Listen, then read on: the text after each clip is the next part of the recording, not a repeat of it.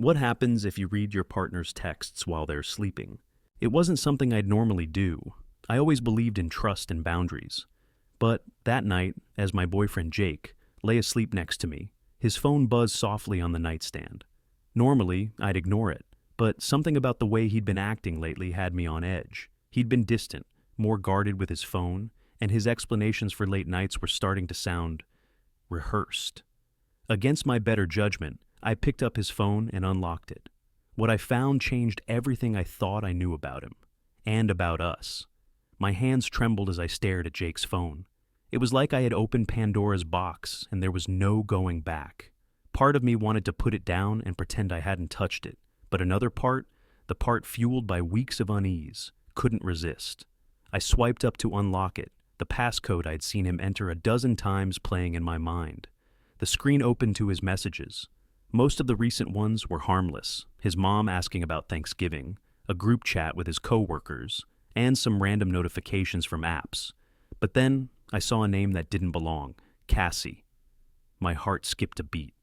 I didn't know any Cassie, he'd never mentioned her, and that little flower emoji, it felt intimate. I hesitated. Am I really doing this? I asked myself. But the knot in my stomach pushed me forward. I tapped on the conversation, bracing myself for what I might find. The first message I saw was from earlier that day. Cassie, I can't wait to see you again. Last night was amazing. I felt my stomach drop as I read her message. Last night was amazing? Jake told me he had been out late with his friends watching the game. He even came home wearing his team's jersey, smelling like beer. I replayed our conversation from the night before, in my head. He seemed so normal, so convincing. But now this.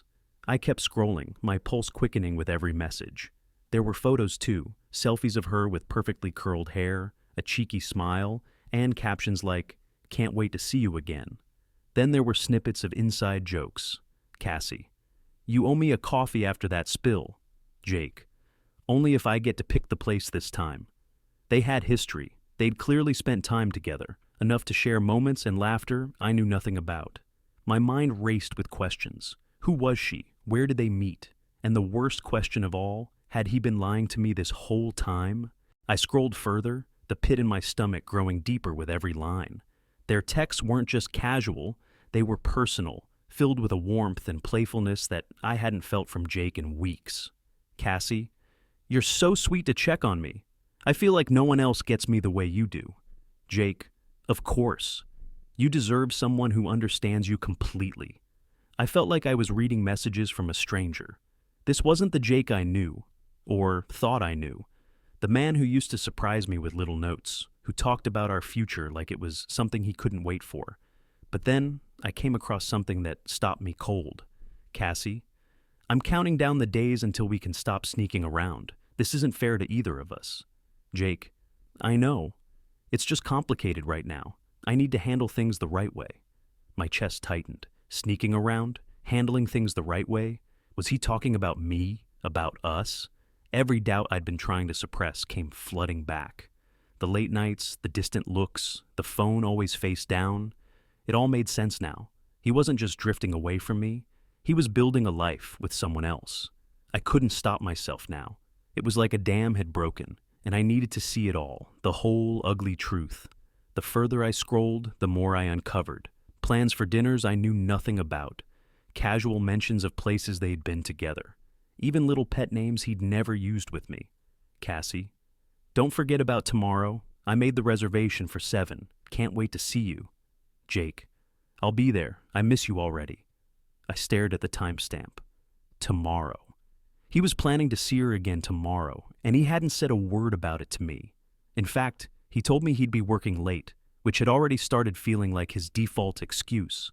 My hands were shaking so badly I almost dropped the phone. I couldn't sit there quietly anymore. I glanced over at Jake, still fast asleep. He looked so peaceful, so unaware of the storm building inside me. I wanted to scream, to shake him awake and demand answers, but instead, I carefully put his phone back on the nightstand. My thoughts were racing too fast to form any coherent plan. All I knew was that I couldn't stay in bed with him another second. I slipped out of bed as quietly as I could, my heart pounding in my chest. Every creak of the floor felt deafening in the silence of our room. Jake didn't stir. I grabbed my phone and headed to the living room, needing space to breathe and think. Sitting on the couch, I stared at my phone, debating my next move. Do I confront him? Do I call someone for advice? My best friend Megan popped into my mind. She'd been suspicious of Jake for weeks, though I'd always brushed it off, chalking it up to her being overprotective. But now, she was the only person I could think of who'd understand what I was feeling.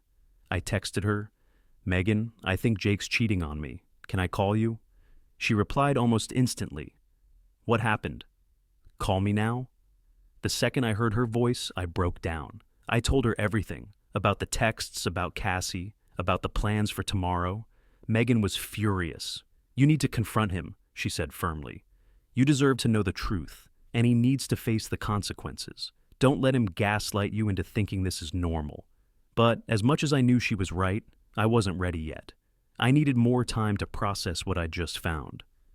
"I don't even know what to say to him," I admitted. "Then wait," Megan said. "But don't let him off the hook.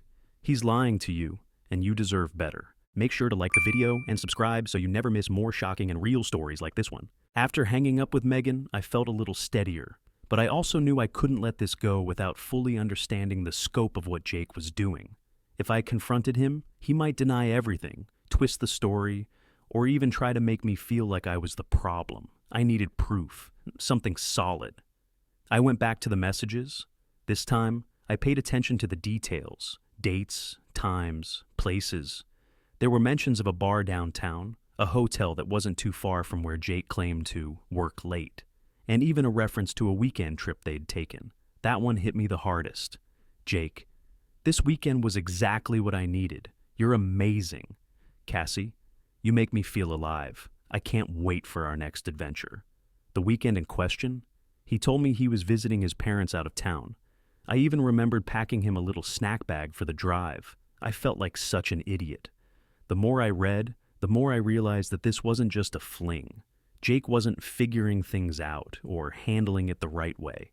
He was living a double life, and I was just the background character he came home to when he wasn't with her. But then, I saw something that made me freeze. A message from Cassie that said, "So, when are you going to tell her?" Cassie's message hit me like a ton of bricks. When are you going to tell her?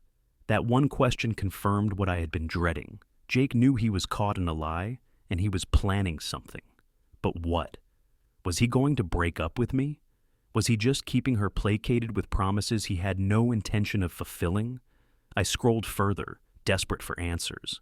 Jake's response was chilling in its vagueness. "Jake, I will. Soon. Just need to find the right moment." What was the right moment? When he was done using me for convenience? When I was so blindsided that I couldn't even argue back? I could feel the anger bubbling up now, drowning out the hurt. It was one thing to cheat, but to plan his exit strategy so casually, like I was some loose end he needed to tie up. That was unforgivable. I wanted to confront him right then and there, to shake him awake and demand to know how long I'd been living in a lie. But another part of me held back. I thought about Megan's words. Don't let him gaslight you. If I went in half prepared, he might try to turn this around on me. Instead, I did something I never thought I'd do. I started taking screenshots of everything, the messages, the photos, even the dates and times he claimed to be somewhere else. It felt invasive, but at that point, trust was long gone. I needed evidence to hold him accountable and keep myself from doubting what I knew was real. Then, just as I was about to put the phone down, it buzzed in my hand. Another message from Cassie. "I hope you're not backing out on me. I can't wait forever." The buzz from the new message echoed in the silence of the room. I stared at the screen, Cassie's words glaring back at me. "I can't wait forever." That sentence made it all so clear.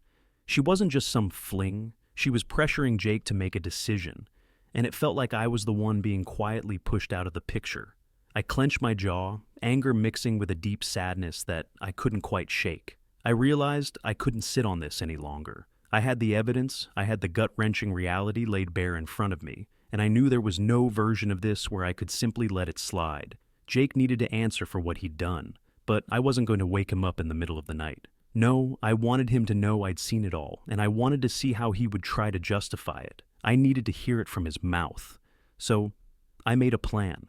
I wrote down everything I wanted to say, rehearsing the confrontation in my head. My emotions were all over the place: rage, heartbreak, betrayal. But I kept telling myself that I needed to stay calm. If I let my feelings take over, he'd find a way to twist the narrative. I wasn't going to give him that chance. Before heading back to bed, I did something a little petty, but completely satisfying. I set his phone back on the nightstand and left Cassie's latest message open on the screen. Let him wake up to that. The next morning, I woke up earlier than usual, my heart pounding as I waited for Jake to stir. The weight of what I'd discovered sat heavy in the room, and I could barely look at him. When he finally opened his eyes, groggy and unaware, I sat up and watched as his gaze fell to his phone on the nightstand. His face shifted immediately. Confusion, panic, guilt. He tried to play it off, locking the screen and setting the phone down like nothing had happened, but I wasn't letting him off that easy. "So," I said, my voice sharper than I intended. "Who's Cassie?" His head snapped toward me, his eyes wide. "What?" he stammered, feigning ignorance. I leaned forward, my voice steadier now. "Don't play dumb, Jake. I saw the messages, all of them. So, who is she?" For a moment, he didn't say anything. I could see the gears turning in his head, scrambling for an excuse. But then he sighed, running a hand through his hair. "She's just a friend. It's not what you think." I let out a bitter laugh. "A friend? Really? Friends don't talk about sneaking around or counting down the days until they can be together. Friends don't kiss in cars or spend weekends at hotels." His face fell, and I could see the panic setting in. Okay, look, it wasn't supposed to happen like this. I didn't mean for it to go this far." "Go this far?" My voice cracked, the anger bubbling to the surface. "So, what was the plan, Jake? To keep stringing me along until you decided to leave? Or were you just going to keep lying forever?" Jake sat there, caught, his face a mix of shame and frustration. "I didn't want to hurt you," he mumbled, avoiding my gaze. "I've just been confused." "Confused?" I shot back, my voice trembling with anger. "You've been lying to me for weeks, maybe longer. You've been meeting her, planning a future with her, all while coming home to me. That's not confusion, Jake. That's cowardice." He tried to reach for my hand, but I pulled away. "I didn't mean for it to happen," he said weakly. "I swear I still care about you. It's just, with Cassie, it felt different." The words cut deeper than I thought possible. "Different? You know what's different? I gave you my trust, Jake. I believed in us, and you threw it away for someone else." He was silent, and for the first time, I saw it clearly. He wasn't going to fight for me, for us. He'd already made his choice, even if he hadn't admitted it out loud. I stood up, my voice steady now. "I deserve better than this, better than you." I didn't wait for him to respond. I grabbed my keys and left the apartment, the weight of the confrontation hitting me like a tidal wave as I got into my car. I didn't know where I was going, but I knew I couldn't stay there, not with him. It's been a month since that night.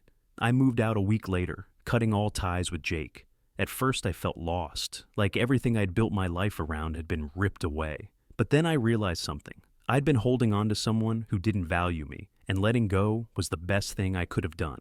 To anyone reading this, let me say this. Trust your gut. If something feels off, don't ignore it. And if you find yourself in a situation like mine, remember that you deserve honesty and respect. Walking away might hurt, but staying with someone who betrays you will hurt so much more. If you've ever gone through something similar or know someone who has, share your story below. Let's remind each other that we're stronger than the lies people try to keep us trapped in. Thanks for reading.